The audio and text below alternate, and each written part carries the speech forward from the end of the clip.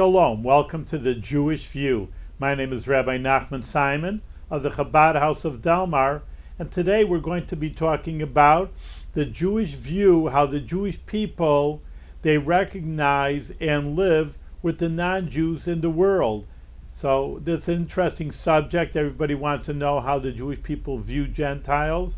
So we're going to be looking at that idea. Now we have to really start from square one before we frame this whole issue, and that would be that where did human beings come from, starting off the human race. And that would be right from Adam. Adam and Eve were the first two people, two to tango, and they had children, and from those children on, as the Bible would tell us, that many people, and there's no statistics how many people there were, and many times I say that's really compared to our society today, that we go into what population it is, and you don't really see that in the Bible so much. You don't see the exact numbers. Sometimes you see the numbers when the Jewish people left Egypt, but generally how big the human race was, we don't know. But we can assume that they had many children and they became flourishing in the land. Now, with Adam and Eve came other children. We only know of a few, but they probably had even more children, and more people came about until really around the seventh generation, which was really the 10th generation, which was Noah. Everybody knows Noah in the flood, that he had an incredible human race, and they got wiped out except for the 8 people, Noah and his 3 sons and their wives. So then, but again, after the flood, people flourished again. Now, really, and that's a short little synopsis, really takes up a good few chapters in the Bible. There's some very interesting ideas in the details which we're going to be talking about. Now, it says that Adam, as a human being, of course, and having children, there would be a race of many people. Everybody needs laws. You can't just do whatever you want. What are you going to do? Just kill anybody you're mad at, or you want something, you're going to steal it? Of course, some people do, but that's not the proper way to live. And there were 6 laws given by God to the human beings, meaning to the first man. And they were, you shouldn't, as we were just saying about kill anybody. That's what the idea with Cain. And then we have the idea that you shouldn't steal, as we talked about. Don't kill, don't steal. And there's 7, but the 7th we'll talk about it by Noah. But the 3rd is you shouldn't blaspheme, curse out God, or it's like swear against God. And that the 4th is, which we're going to, is to believe in one God, not to have any idols, which we're going to be talking a little bit more about how the world works and how the different perspectives of a God. They all believed in God at the beginning. Maybe today isn't it? Many people are atheists, but at the beginning everybody believed there was a higher authority. And then we talked about that you shouldn't curse, don't kill, don't steal, don't believe in one God.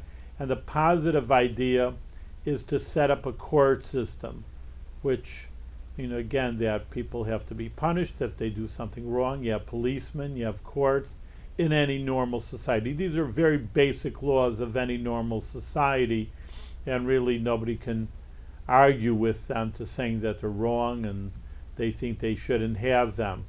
What's very interesting, though, is I wanted to talk about the belief in one God. That's one thing that the non-Jews also have to believe in, and that they have an obligation to. Now, it's very interesting, even though you'll see many times, as I just actually capsulized also, there's very few lines about what the non-Jews have to do, comparing that to the Jewish people. They have 613 commandments, but very much on the other hand, that if you'd see the details, and that's what we're here to talk about, the details, which everything's in the details, then you'll be able to see and understand that it's really a full life and a full, in a way, religion, if you want to call it that way. I don't like to call it religion, because religion just means belief in God and then, in the street do what you want, but it's really a full life that the Jewish people the Jewish people's attitude towards the Gentiles, and of course it comes from God's commands to the Gentiles.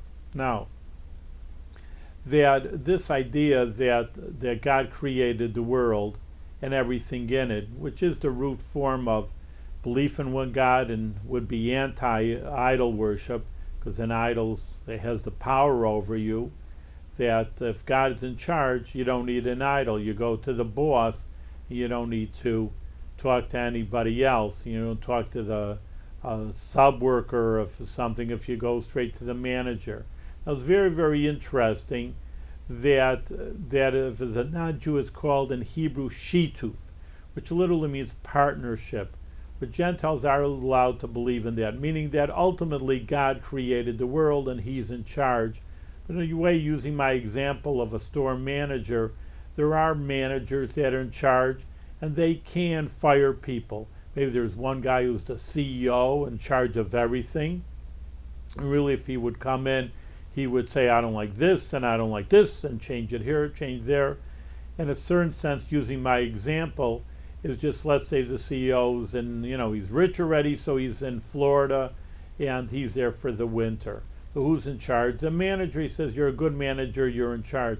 This manager also has that power of saying, you're fired, you're hired. I want to change this a little here, change a little there. On this shelf, I want something else to be in there. So he has the power, but again, you always, just like in our example, if the owner says, hey, I don't like the way you change things around, change them back. Well, of course, he's the owner and he overrides the manager. So this would be a good example of what the world, how the world's perspective is. Because that the way we view the world is that God created everything, and let's call him the CEO, the big boss, if you want. But he did leave it in the hands of managers, and there are different powers in the world that can have an influence and do have an influence on our lives. And there are different powers. There are the constellations, and we're talking about the sun and the moon and all the stars. And really, even on a spiritual level, there are angels in the world.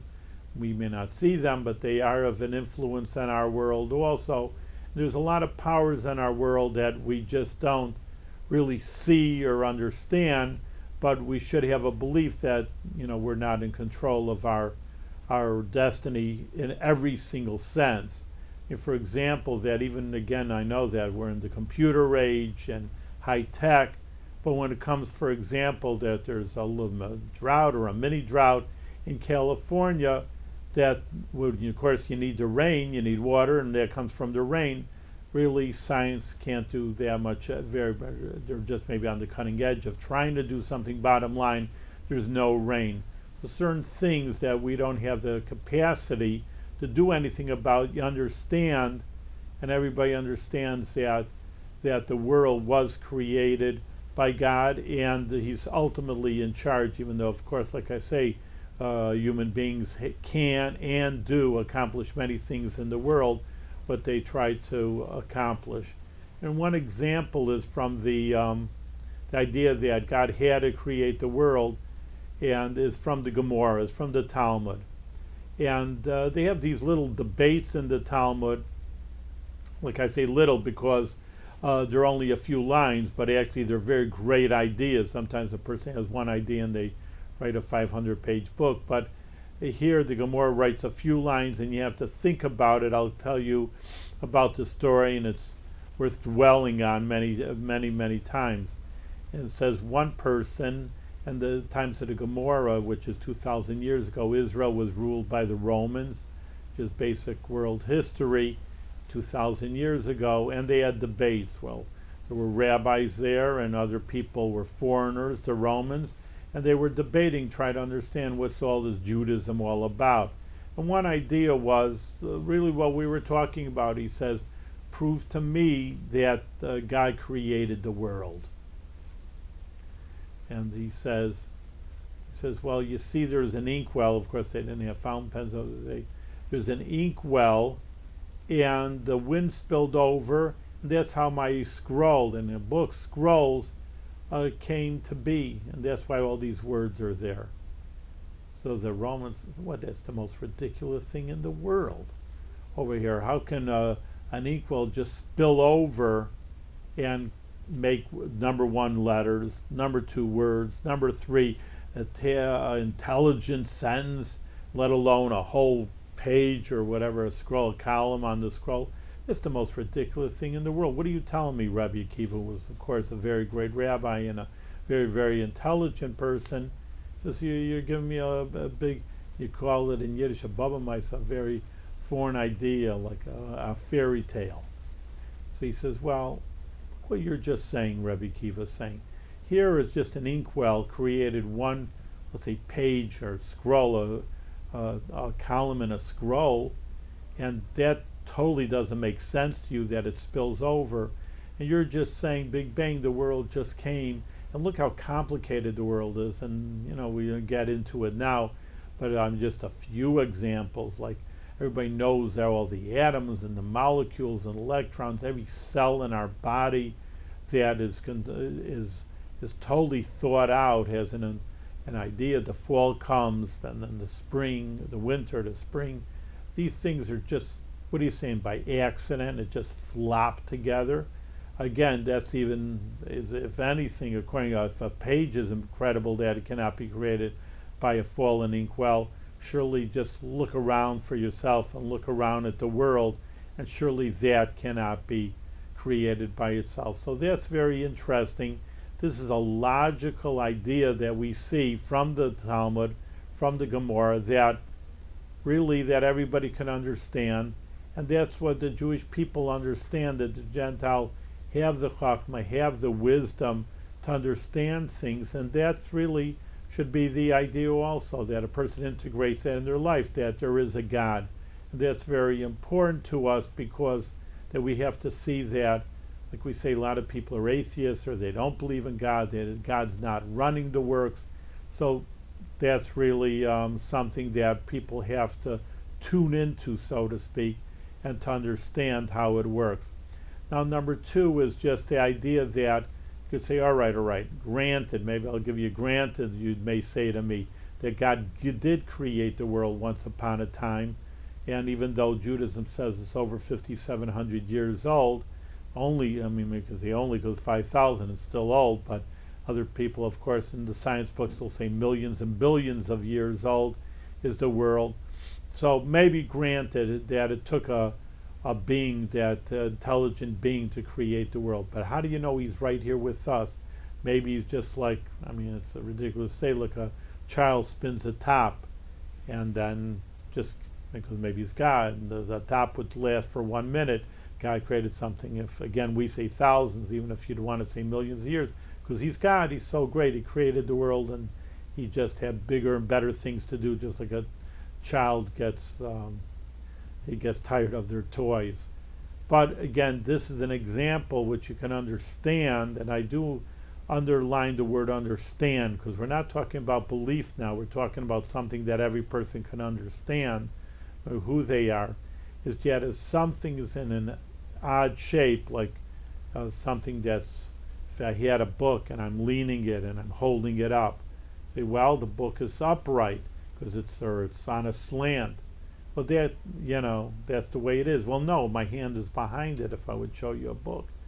And that would be able to fall back down at any second. A ridiculous idea, but what if I kept my hand there for 100 years? Still, after a split second, if I put my hand away, it's going to fall down to its natural state. So the natural state of the world is at its nothingness.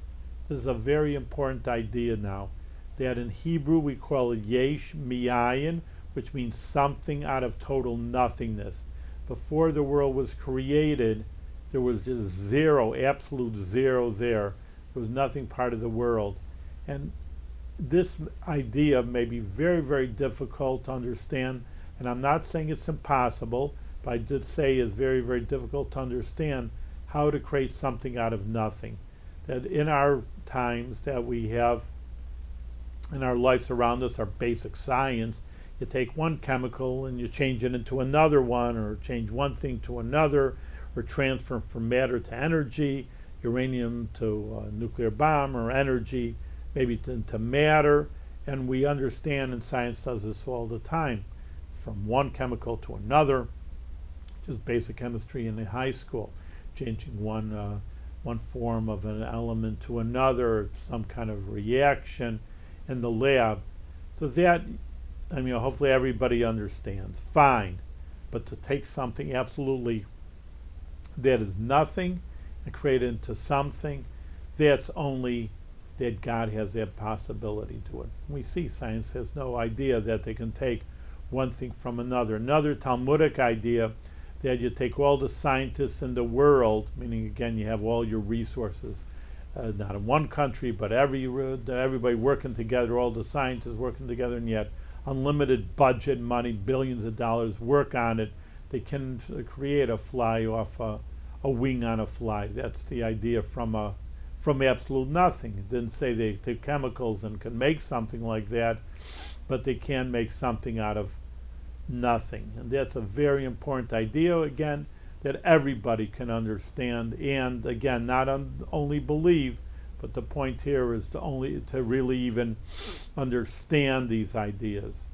So this is the idea of the oneness of God that everybody has to see and work on and try to understand. But as we said before then, that God is totally in charge, but he did give it over to managers, or shituf, as I say in Hebrew, partnership, and they do have an element of authority in this world.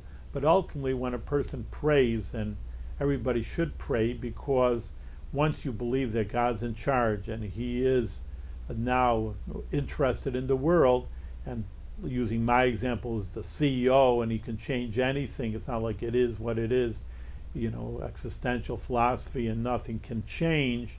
But a person has to believe that, if he cries out to God, then he has the total power to change whatever it is. So therefore, that is all part of incorporated in Judaism. Now, I want to, once I talk about prayer, to go into an idea of what to pray.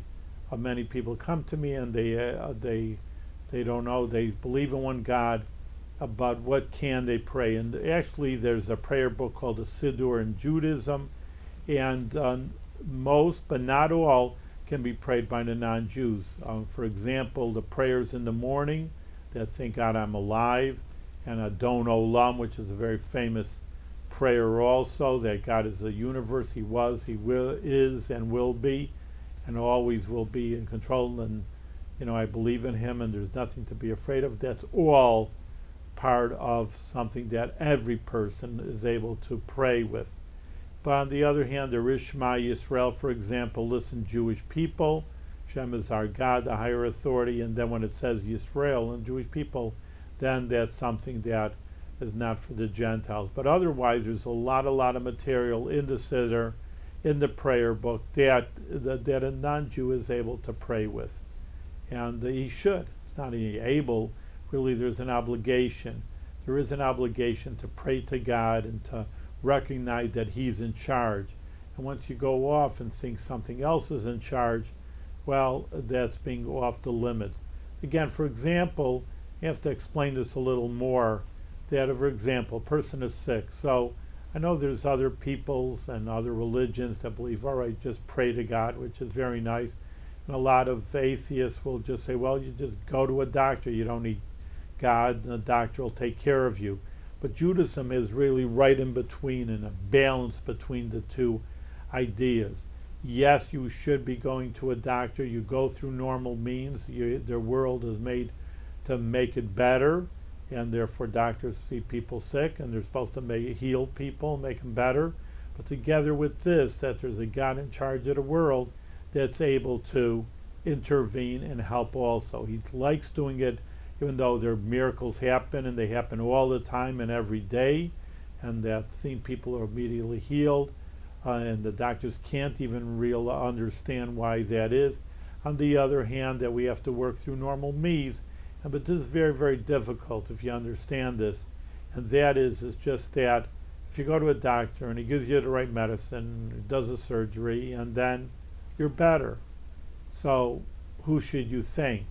Should you thank the doctor or should you thank God? Well, a little bit both. That's why I was talking about partnership, because there are different ideas that doctors know about and can heal you, but ultimately it's all with the hand of God. And it's the same idea, parallel idea, that working in the world but thanking God is making a living.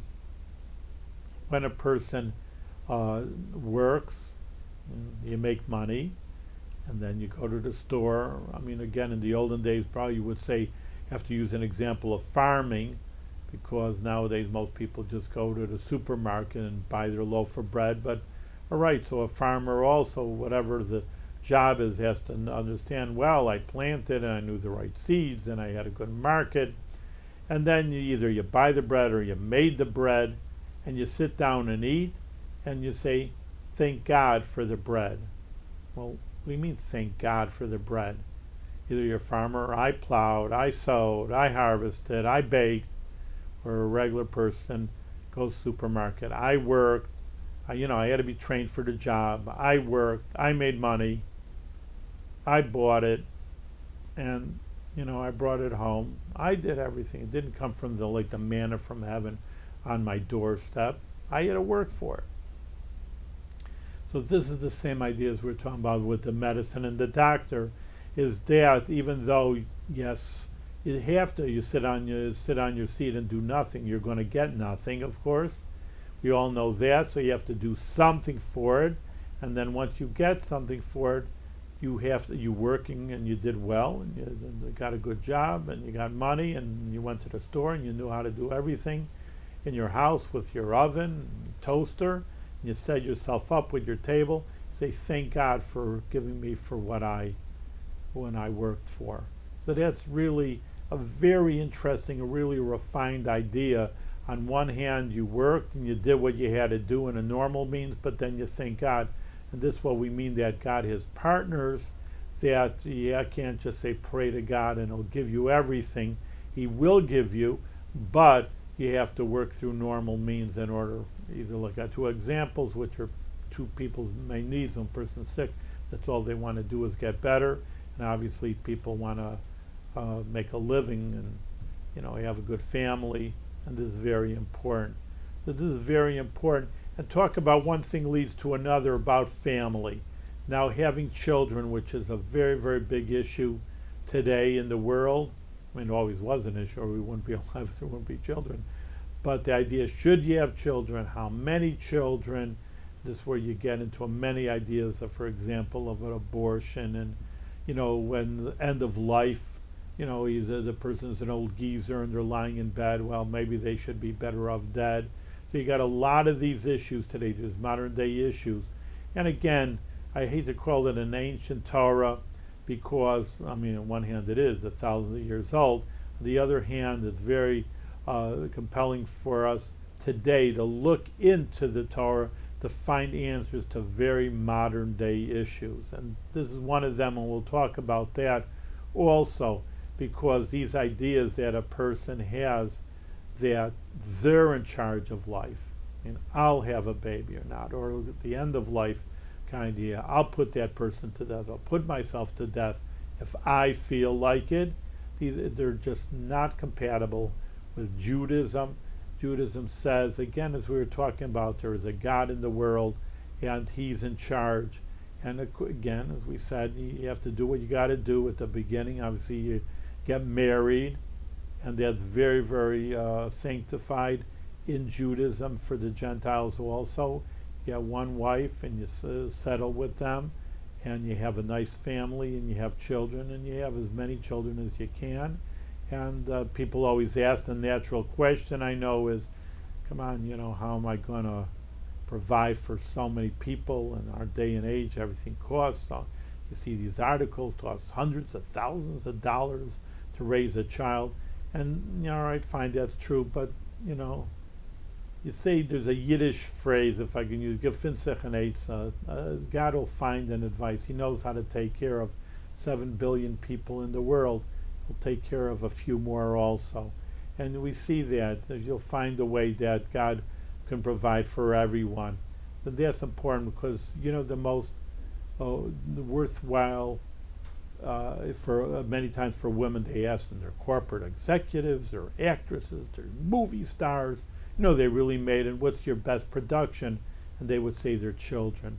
So I would say taking this simple happiness away from people, having children, obviously eventually having grandchildren, and when they see that, that's really their, say again using a Yiddish word, nachas, a pleasure and really in life. That's what's really all about. And again, at the end of life also, saying if you're not productive, some people aren't. Some people are in the hospital, or they're, we know people, everybody knows them, that maybe they have mental problems, or in the mental hospitals. There's many people like that, and there's people in the hospital that are disabled, they're handicapped. So what are you going to say ultimately? They're worthless people? In a way, that's what you're saying. They're worthless people, they shouldn't be living. And that, again, is not at all a Jewish attitude for anybody, that there is something for everybody to accomplish. Sometimes we don't know it. Again, we don't know why one person's handicapped and another person's not. It's God's business. We just really don't know those answers. But we play the cards that are dealt with us. If you know somebody, a relative or yourself, then there's something positive that there is in life. There is a meaning to any person, no matter what they do or what they accomplish or they don't accomplish. That's also, it's not in our hands, life and death. Doctors, many times, they heal people, and thank God for that we have doctors like that, but they cannot decide that person's better off dead. That's not the issue for a doctor. A life is very dear. We say life for a person, and we were talking about with children also, and that means it might make a difference if they're handicapped or whatever have you, whatever tragedy. I know that it happens, that still that a person has to live with that life. So Judaism takes into many, many ideas, and I just want to conclude with even one more idea that says, well, no, it's very interesting. Many people are vegetarians nowadays. So actually it says that, you won't see in the Bible, but it says in the homiletics, in the interpretations, that everybody was a vegetarian until Noah. And there was, like I said, many, many people like that. And Noah, we know the basic story, that he brought all the animals into the boat, into the ark, and he saved their lives. So God said, well, animals, hello, you owe the human being Noah a favor, so therefore now they have a right, the human beings have a right to eat you. So there's one, if you want to call it kosher law, for the non-Jews, the Gentiles. It's Aver Menachai, a limb from a live animal. It's sick. It's not allowed in the United States nowadays, but just to cut off a hunk of meat out of animal, sew it up, and have a hamburger tonight, and leave the animal, because you need a milk cow the next day. So there's one law. So very good that we talked about there's 7 mitzvahs of the Gentiles, and we see it's very humanistic, the Jewish view of the Gentiles, and listen, if everybody keeps the laws that they're supposed to, we'd have a wonderful world. Thank you very much.